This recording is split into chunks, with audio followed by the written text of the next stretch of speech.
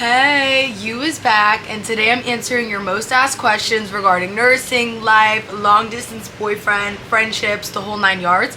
People have asked me questions on Instagram, YouTube, and overall I've just collected questions from the past week or so. Let's get started. First question is, what is your nursing timeline? So for me in high school, I always thought like, oh, maybe I'll just be a nurse. I don't know where I got that from, to be honest. I have no one in my family that's a nurse.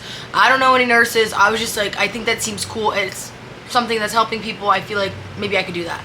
In high school, I took my anatomy class. I failed all 5 quizzes, and the teacher was like, yeah, I don't think you should pick something related to science. And I was like, sounds good, maybe I'll become a nurse. So going into colleges, when I applied to schools that had nursing schools. That way nursing could be an option. I was also thinking maybe I could just become a lawyer. I chose Philadelphia University, got there. Turns out the school called Thomas Jefferson bought our university. Still undecided. Into my sophomore year, they're like, you need to make a choice. So I was like, you know what, I'll be a nurse. Like, I searched it up. Someone I knew was also in the nursing program, so we're gonna be the first students from Philadelphia University to transfer into Thomas Jefferson University's nursing. So we were like, F it, let's do it. So that started my whole like, okay, let me be a nurse. Like it wasn't like a lifelong thing. It wasn't like a backup. I just never really had a plan to begin with, but it was always like one of my options. Did nursing school. I did not have a passion for anything. Everyone's like, I'm gonna be an L&D nurse, so I'm gonna be peds, and I was like, I want to graduate. So when I started clinical, I panicked because I was like, oh, this ain't for me. I was like, this is ghetto. I was like, between the old people, the smells, the hospital wasn't for me. But I was like, you know what, let me lean into it. I already put this much money and time into it. I'm a junior in college. Before I graduated, I realized I like psych, and a lot of people told me to get nursing skills, so I was like, F it, I'll just do ICU. Like, isn't that the next step if you're not doing psych, right? So I applied to a bunch of new grad residency programs. I got in, and I started in a hospital right outside of Philadelphia as an ICU new grad nurse. I can go on and on with stories about that place. It was very interesting. What I will say is I don't regret my decision going there. I learned a lot. I became a competent enough and confident enough nurse. I did a 1.5 years there as staff. I did 6 months per diem, so that way I got to test the waters with trauma ICU, medical ICU, neuro ICU, step down, med surg, tele, psych. And when I hit my 2-year mark, I then began agency nursing. I did a contract in Philadelphia. January 2023, I took the big leap. I moved to Los Angeles for 5 months. I did multiple contracts there, as y'all know from TikTok. I had contracts cancel. I had per diem jobs that didn't allow me to pick up because they didn't have shifts. So there was all sorts of moving parts in Los Angeles. This summer, I went back to Philadelphia for a contract, and I'm currently in Hawaii as a travel nurse here. I am an ICU nurse, but I also float to PCU. The other day I floated to med surg. It's really wherever they're gonna put me. I always say I'm gonna go where I get paid. So that's kind of like my nursing timeline. So I've been a nurse for 3 years. Oh, I'm 24 years old, by the way. I started when I was 21. This question always gets asked, and like even by strangers out, they're like, oh hey, like what's up? And you're talking with your group, they're like, oh, what does everyone do for work? And then you're like, I'm a nurse, and the first thing they ask is like, what's your craziest thing you've seen? My craziest nursing story. I haven't shared this one on TikTok because I've just been like waiting. So I was a new nurse, right? I don't know left from right. I'm on this like tele floor. I get there and there's this patient yelling. I'm like, of course, that's probably gonna be mine. Walk up, they're like, this is your patient. I said, of course it is. I get a report. This patient just came back from pee-pee surgery. And I'm like, what's pee-pee surgery? And he had some sort of abscess on his, so they like explored and popped and did all sorts of whatever, and I was like, what? Even the resident couldn't explain to me what it was. I was like, whatever. So I walk in the room, this man's pee-pee's wrapped, swollen, hanging out his pants with a Foley in it. He's like, I need to get out, I'm in pain, da da da. I said, hold on, sir. So look in the chart, I see he has some pain meds. I give him the pain meds. It was every 2-hour pain meds. All right, so when it approached like 1 hour, 30 minutes, he would get anxious, give me my pain meds, I'm getting the F out, I'm getting the F out. I was like, please, like, no, sir. So I'm like doing this dance with him every 2 hours, right? So at this point, it's like midnight.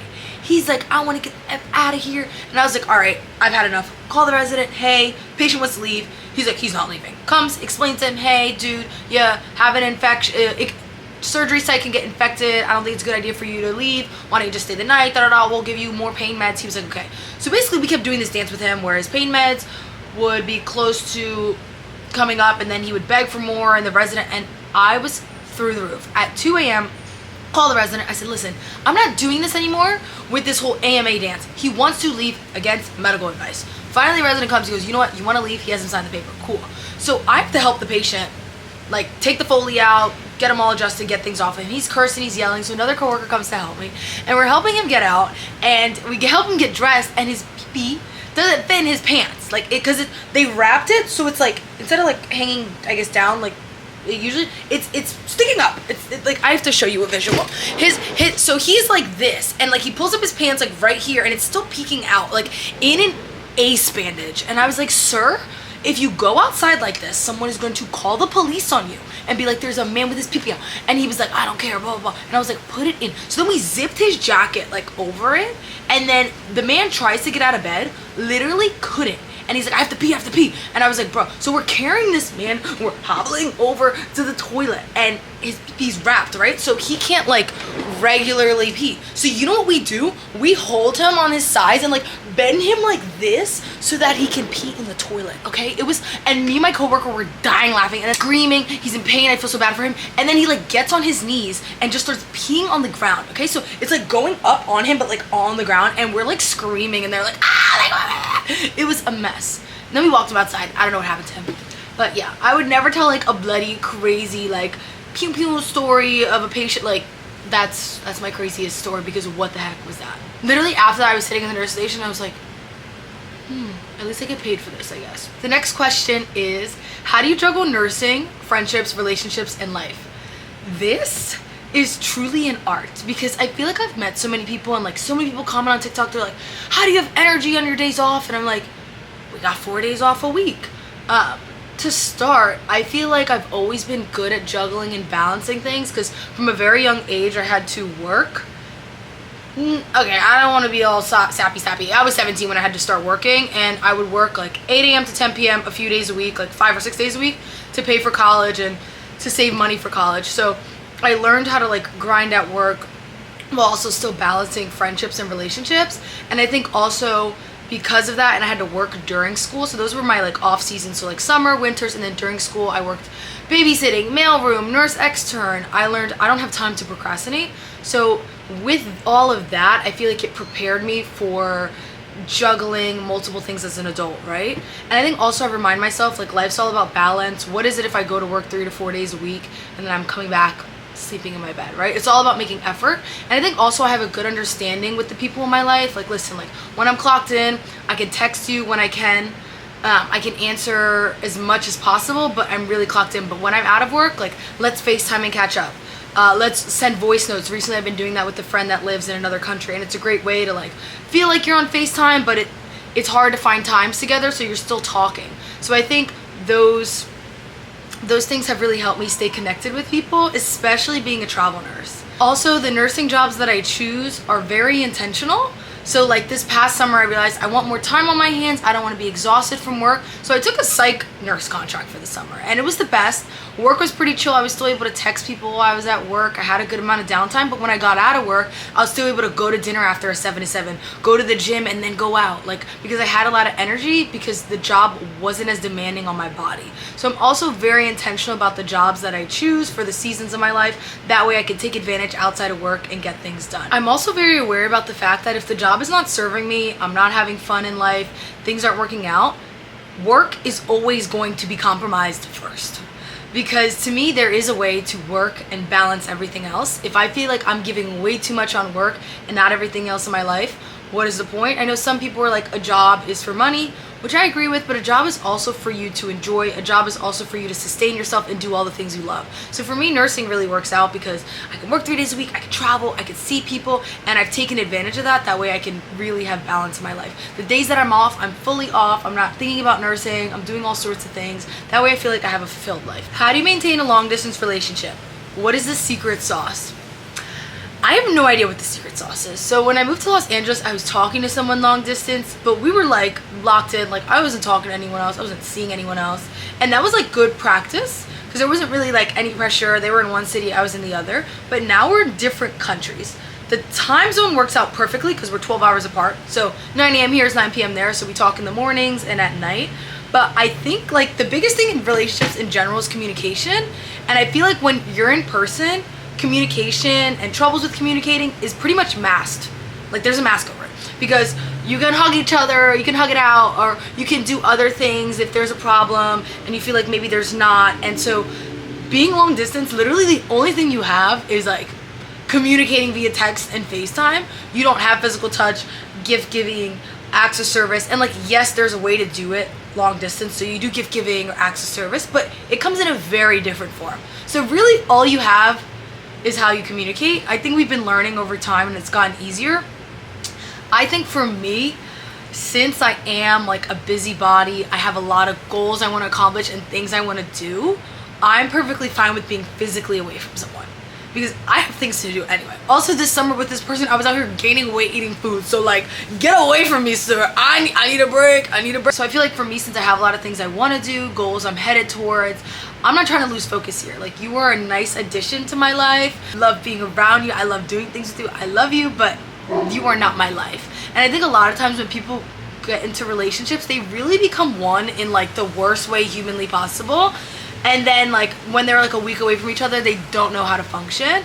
And I just think I've never really been like that. And I think the start of our relationship really set the tone, like, it's not gonna be like that. So the summer was really nice, like hanging around each other for like 2 months straight and like doing all sorts of things.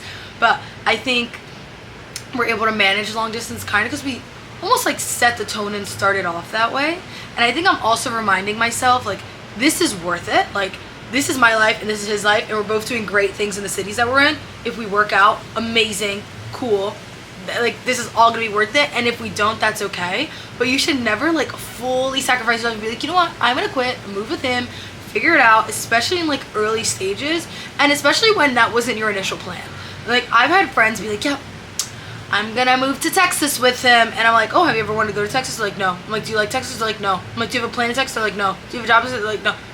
So what are you doing? If it's meant to happen, it's gonna happen, and it takes two people who want it to work. I will give him credit, like, he's stable mentally when I'm not, because at first I was like, oh yeah, I can do it, because I've like talked to people when we're in different countries or whatever, but that was more casual. So like, at some points I was like, you wanna break up with me? Like, we can just do it right now. But he's always been like, no, I'm all about you. And I said, I guess we're locked in, let's try this. Another key is always having a set date when you're gonna see each other. I feel like the first few weeks were a little rough because I was like, I'm never gonna see you. I'm dramatic, if you can't tell. But then after we like got a date locked in, I'm gonna go see him in a few weeks, and he's gonna see me a month after. It's like, oh, there is a God. Like, oh, like things are okay. What is the most money you've made in a week as a nurse? What about annual? So I had to look back, but I think the most amount of money I've pocketed, like post taxes, is a little over $20,000, like 20,000 and some change. And then annually, I'm honestly not sure because each year changes. Most years I've made over 180. Why did I choose nursing? Oh my God, I feel like I should do this one first. So I've realized when it comes to work, there's like 3 components that I really think are important. It's interest, versatility, and lifestyle. Any job you choose, whether you're a nurse or not, I feel like you should be considering these things. Oh my God, my hair is, it's uneven, right? I always like touch one side, not the other. Anyhow, those are the 3 things you should look at. So for me, interest, I was interested in science. I was interested in helping people. I was interested in the job description. When I saw the job, I was a little alarmed, but I do like it now. It just took some adjusting. So interest is there for me. Lifestyle, it fits my lifestyle so amazing. The other week I organized it, so I worked a few days in the week, went to Thailand, came back.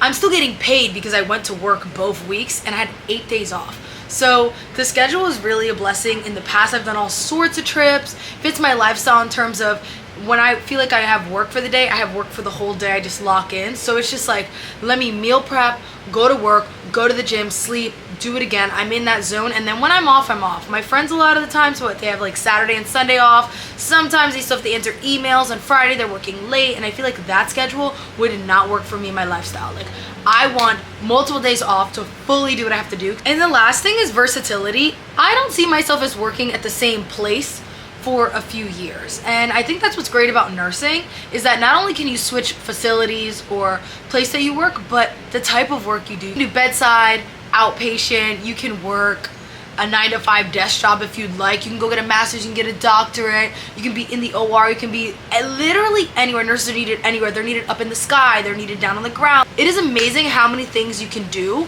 with your nursing degree. If you could go back, would you choose your profession? This is a question I always ask like my nursing friends, and like I don't really have friends at work who are nurses, but like the trips that I've gone on, I always ask people, and it's interesting to see what others say. I think for me, knowing what I know now about my life, I would. If you asked me that my first year as a nurse, I would say, hell no. I think if I had to choose something else, I think I would tap into like tech or like girls who code. I think tech seems from like the outside a great industry. I know there's not really job security the first few years, but there's so many different tech companies, places you can go, the offices look cool, free food, like I don't know. Everything about tech just seems cool. I don't know the logistics of what they actually do, right? I have one friend that works in tech and I'm always like, huh? But I feel like if I were to choose something else, it would be that. For better or worse, like this fits me. It fits me.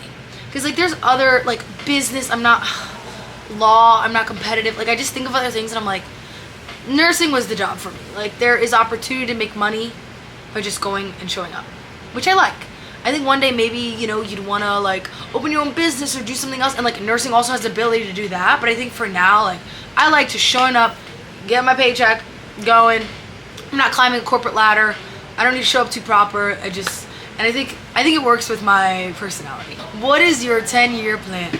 What is my 10-year plan? I think I said it on TikTok. One time an interviewer asked me my 5-year plan, and I assessed the vibes and I could tell he was pretty chill, so I told him my 5-year plan is to have the most fun. In 10 years, I'm gonna be 34. Oh my god, that's around the corner.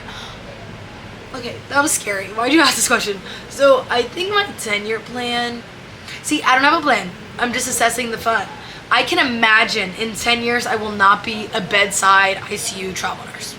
That's most likely not gonna be a thing. Maybe I'll get a master's, like maybe I could be a little like psych MP girly, or like what if I tap into cosmetics? I don't know.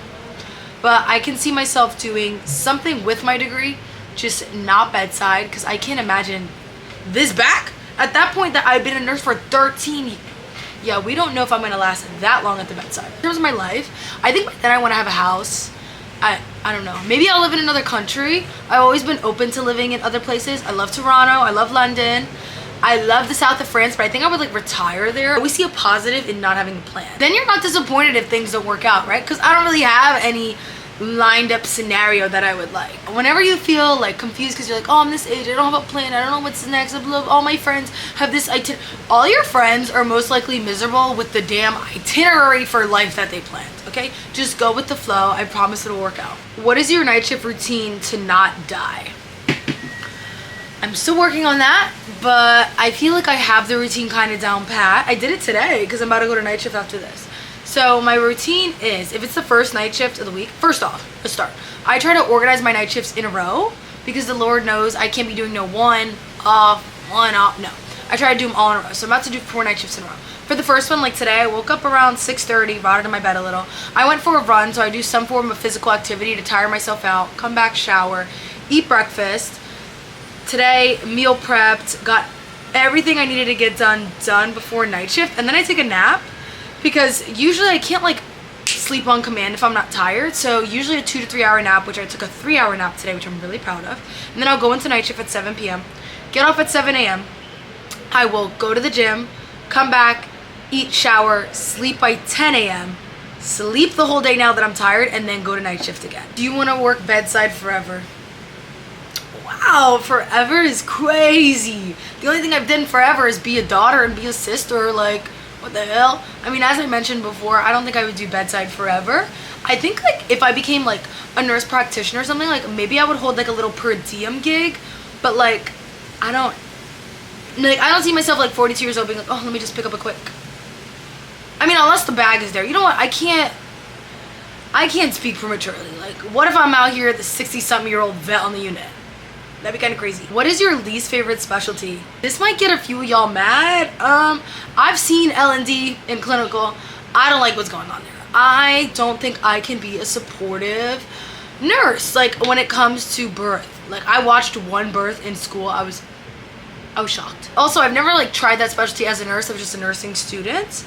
I think in terms of like specialties that I've tried, I like to go to work and get paid the most to do the least.